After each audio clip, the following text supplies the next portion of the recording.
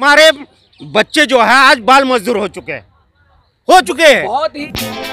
श्वेता शर्मा एवं सीतू सोनी जी से। श्वेता शर्मा और सीतू सोनी जी, आप हमारी आवाज़ सुन रहे हैं तो कृपया करके मंच पर आने का कष्ट करेंगे।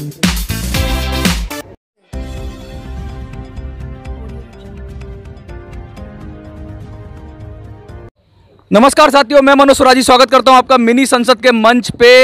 आज all India NCLP staff association ने जंतर मंतर पे दिया है धरना। कौन है ये लोग और कहां से आए मैं बता दूं।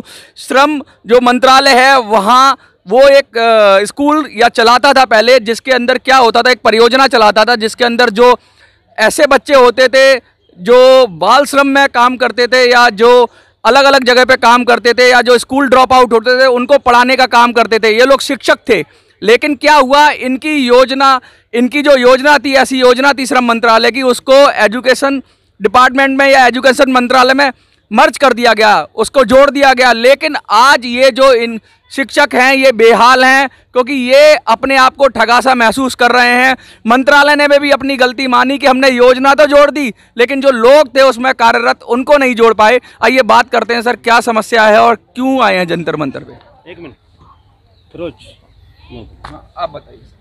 देखिए, हम 95 से इस परियोजना में कार्य करते हुए सब टीचर लोग हैं, लेकिन हुआ ये, देश में जो है कोरोना पेंडेमिक आया था, उसके चलते इस सरकार ने हमारे सब लोगों को अंधकार में बनाते हुए इन्होंने एक फैसला लिया कि 14 मार्च 2022 को इसको शिक्षा मंत्रालय को जोड़ दिया श्रम मंत्रालय ने। लेकिन उसमें ये बात उन्होंने कबूल कर दी थी कि हम लोगों से गलती हो चुकी है। पिछली बार भी हम 22 जून को यहाँ पे बैठे थे, तब भी इसी गलती मान रहे थे। हाँ, गलती मान ली थी। हम 8 दिन के अंदर भीतर हम लोग सुधार देंगे, ऐसा लेटर हम निकालेंगे। लेकिन इस सरकार ने नहीं सुनी और वो लेटर नहीं निकाला है।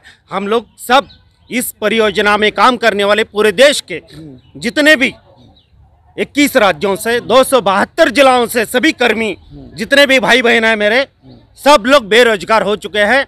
इस सरकार, किसी की भी सरकार रहने दीजिए, हमें उससे लेना देना नहीं है, लेकिन इन्होंने हमारा जो रोजगार छीना है, बेरोजगार कर दिया। और आज कहीं कोई चर्चा नहीं है। लोग मोदी जी कहते हैं कि 10 लाख लोगों को रोजगार देंगे, विकास करेंगे। विकास कर रहे, लेकिन का विकास कर रहे भाई, कहीं का विकास कर रहे हो आप?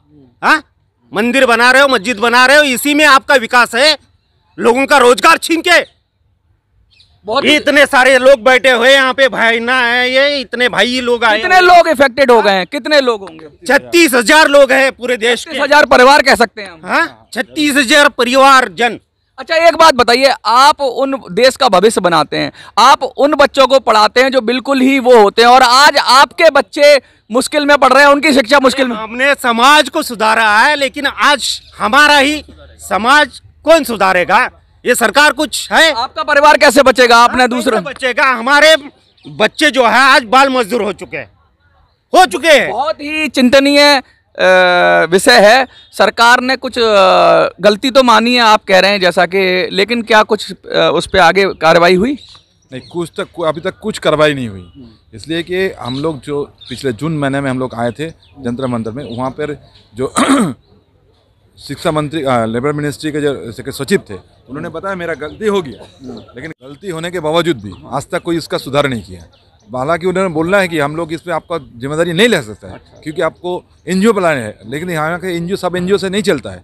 हम लोग जो 1996 1995 कोई 1986 से चल रहा है, क्योंकि कभी भी हम लोग ये मना नहीं किया, गवर्नमेंट हम लोग को इंटीमेशन भी नहीं दिया जो तुम लोग NGO वाले हो, ऐसा कोई इंटीमेशन हम लोग के पास नहीं आया। फिर भी हम लोग को बेदखल कर दिया रोजगार। तो अब तक सुना था कि प्राइवेट कंपनियां मनमाने तरीके से लोगों को बाहर कर देती हैं, लेकिन आज ये मैं पहला वाकया देख रहा हूं जिसमें सरकार खुद बिगर कहे सुने सड़क पर खड़ा कर देती है अपने कर्मचारियों को, या जिनका मानदेय भी तय था, ऐसे लोगों को सड़क पर खड़ा कर देती है। क्या कहेंगे आप? सबसे पहले आप हमारे खोज खबर लेने आए धरना स्थल पर, इस कार्यक्रम को सफल बनाने हेतु सरकार तक के बात जाए, इसके लिए मैं आपको धन्यवाद NCLP कर्मचारियों की तरफ से हार्दिक स्वागत है। सबसे पहले मैं बता देना चाहता हूं कि यह बाल श्रमिक शिक्षक शिक्षकेतर कर्मचारी ने 17 से 22 साल तक काम किया और लगातार कंटिन्यूअस सामान्य कर्मचारियों की तरह काम किया है। आज जो है सरकार हम लोगों की तरफ से अन्याय किया गया है, नाइंसाफ़ किया गया है और यह बात सामने आई है कि 31/3/2021 को जो परियोजना जो समग्र शिक्षा अभियान में मर्ज कर दिया गया, सरकार को मैं स्वागत करता हूं, लेकिन जो हम लोग 22 वर्षों से काम किया है इस अवस्था में कहीं को जाने को नहीं है। इसलिए मैं निवेदन करना चाहूँगा सरकार से कि 2 सूत्रीय मांग है। एक तो पहला है कि जो पेंडिंग राशि मुझे है वह यथाशीघ्र रिलीज किया जाए। दूसरी बात कि जैसे बच्चों को समग्र शिक्षा अभियान में मर्ज किया गया है उसी प्रकार से हम सभी कर्मचारियों 36,000 कर्मचारियों को जो ऑल इंडिया में कार्य कर रहे हैं, पूरे भारत में कार्य कर रहे हैं, वो ऑल इंडिया के कर्मचारियों को 36,000 कर्मचारियों को समग्र शिक्षा अभियान में मर्ज करने की कृपा करें। हम यही उनसे उम्मीद करते हैं, अपेक्षा रखते हैं। देखिए लगातार बहुत सालों की बात कर रहे हैं, 20-20 साल 22-22 साल लोगों ने काम किया और पूरा तरीके से चलाया। कुछ महिलाएं भी हमारे साथ हैं, हमारे साथ हैं, हमारे साथ कुछ महिलाएं भी आई है, मैं बात करना चाहूँगा। क्या समस्या? मेरा नाम सुशीला यादव है, मैं पश्चिम बंगाल से आई हूँ। हमने ये इस परियोजना में 26 साल काम की। 26 साल के बाद बेघर हो गया। सरकार ने परियोजना को मर्ज किया समग्र शिक्षा में, तो उसमें काम करने वाले कहाँ जाएंगे? बच्चे जाएंगे प्राइमरी स्कूल में, लेकिन जो काम करने वाले हैं कहाँ जाएंगे? 23 जून को मैं खुद गई थी लेबर मिनिस्ट्री में। सेक्रेटरी साहब ने माना था कि हाँ हमसे गलती हुई है, इनको 1 सप्ताह के अंदर हम लोगों इन बच्चों के साथ शिक्षकों को मर्ज, कर्मचारियों को मर्ज करने के लिए भेज दिया जाएगा। लेकिन उन्होंने अभी तक 1 साल हो गए, अभी तक कुछ भी नहीं भेजा है। 1 साल हो गया, लगातार ये बात उठ रही है। क्या लग रहा है आपको कि अब सरकार को 2024 का चुनाव भी है, सरकार को कुछ फर्क पड़ेगा? हम लोग जो ये 36,000 से एक फ़र्क, उन सरकार को फ़र्क नहीं पड़ेगा, लेकिन हम लोग सरकार को ये बताना चाहते हैं ये 36,000 एक अकेला नहीं है, एक परिवार के पीछे 4 आदमी हर के 1 लाख परिवार उसके साथ जुड़े हुए हैं। 1 लाख वोट तो और जो बच्चे हम लोग हमारे साथ जो आए हैं 3 महीना बच्चा लेके 4 महीना बच्चा लेके। मैम कहाँ से आई हैं आप? कितना छोटे बच्चे हैं आपके साथ? आप शिक्षक हैं क्या? हाँ जी सर, हम शिक्षक हैं। तो आप तो 2 बच्चों को पढ़ाती थी और आज आपके बच्चों के मुश्किल आ गई है, सरकार क्यों नहीं सुन रही है आपकी? सरकार तो अभी मंदिर और मस्जिद बनाने में व्यस्त है, तो क्या सुनेंगे सरकार? बताइए। हिंदी नहीं बोल पाएंगे, वही उड़िया में बोलेंगे। आप उड़िया में बोलिए, कोई बात नहीं, आप उड़िया में बोलिए, उड़िया अपनी भाषा में बोलिए, सरकार तक मैसेज जाएगा। सर आमे चाहूँ कि आम मनोकामना पूरा है कोई की आमे ओडिशारू आसछु, हमर जहाँ भी इच्छा अच्छी पूरा ही जो। देखिए ये कह रही हैं, जो उड़िया में ये कह रही हैं कि इनकी जो इच्छा है, इनकी जो मांग है वो पूरी होनी चाहिए, सरकार इनकी बात सुने। ये अपने बच्चे के साथ आई हैं और लगातार ये बात उठ रही है कि जो लोग दूसरों के बच्चों को ज़िंदगी बनाने के लिए खड़े हुए थे, आज उनके बच्चों की ज़िंदगी अधर में अटकी हुई है। क्या संदेश देना चाहेंगे सर आप अंत में सरकार को?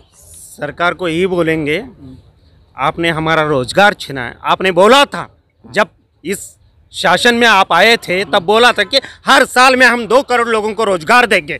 अरे देने की तो बात दूर की है, जो रोजगार था उसको क्यों छीन लिया? यही सवाल मेरा इस शासन से।